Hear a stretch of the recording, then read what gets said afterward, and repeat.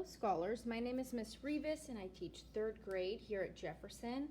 Today I'm going to be reading the story Each Kindness by Jacqueline Woodson.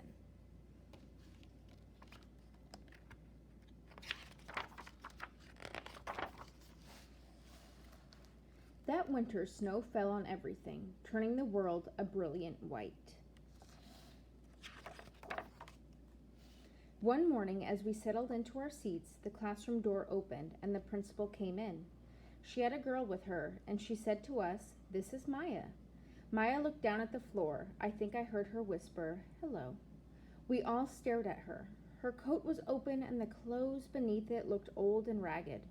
Her shoes were spring shoes, not meant for the snow. A strap on one of them had broken.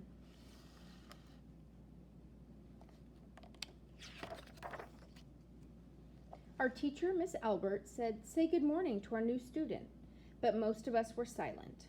The only empty seat was next to me. That's where our teacher put Maya. And on that first day, Maya turned to me and smiled, but I didn't smile back. I moved my chair myself and my books a little farther away from her. When she looked my way, I turned to the window and stared out at the snow. And every day after that, when Maya came into the classroom, I looked away and didn't smile back.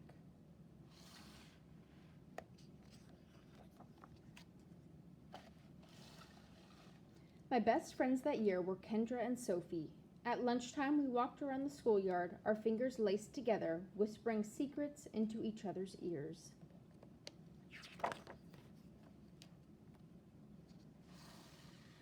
One day, while we were near the slide, Maya came over to us. She held open her hand to show us the shiny jacks and tiny red balls she'd gotten for her birthday.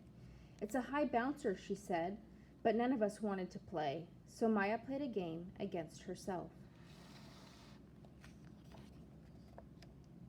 That afternoon, when we got back into the classroom, Maya whispered to me, "Bet you can't guess who the new Jack's Champion of the World is."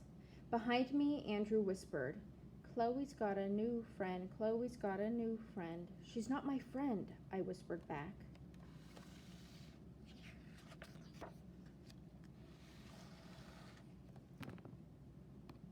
The weeks passed. Every day we whispered about Maya, laughing at her clothes, her shoes, the strange food she brought for lunch.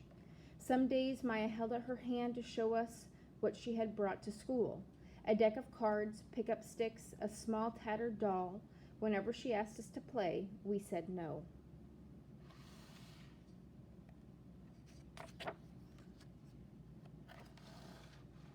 The days grew warmer and warmer, the pond thawed, grass began growing where the snow had once been. One day, Maya came to school wearing a pretty dress and fancy shoes, but the shoes and the dress looked like they'd belonged to another girl before Maya.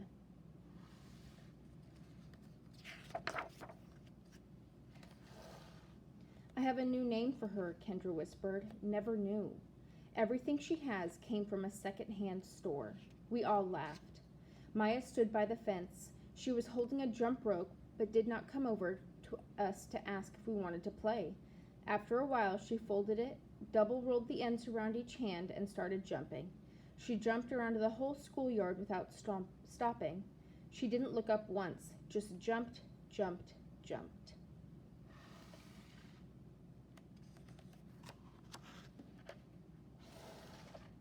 The next day, Maya's seat was empty. In class that morning, we were talking about kindness. Miss Albert had brought a big bowl into class and filled it with water. We all gathered around her desk and watched her drop a small stone into it. Tiny waves rippled out, away from the stone. "This is what kindness does," Miss Albert said. "Each little thing we do goes out, like a ripple into the world."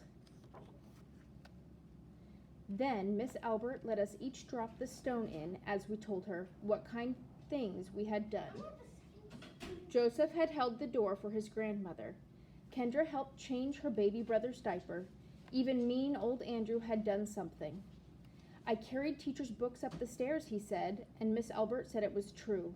I stood there holding Miss Albert's rock in my hand, silent. "Even small things count," Miss Albert said gently, but I couldn't think of anything and passed the stone on.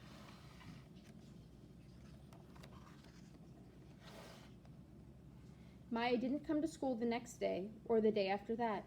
Each morning I walked to school slowly, hoping this would be the day Maya returned, and she'd look at me and smile. I promised myself this would be the day I smiled back. Each kindness, Miss Albert had said, makes the whole world a little bit better. But Maya's seat remained empty, and one day Miss Albert announced to the class that Maya wouldn't be coming back. Her family had moved away, Miss Albert said. Then she told us to take out our notebooks. It was time for spelling. That afternoon I walked home alone. When I reached the pond, my throat filled with all the things I wished I would have said to Maya. Each kindness I had never shown.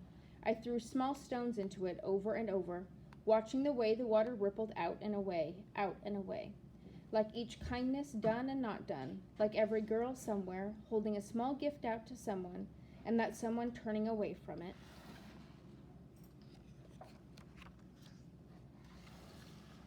I watched the water ripple as the sun set through the maples, and the chance of a kindness with Maya became more and more forever gone.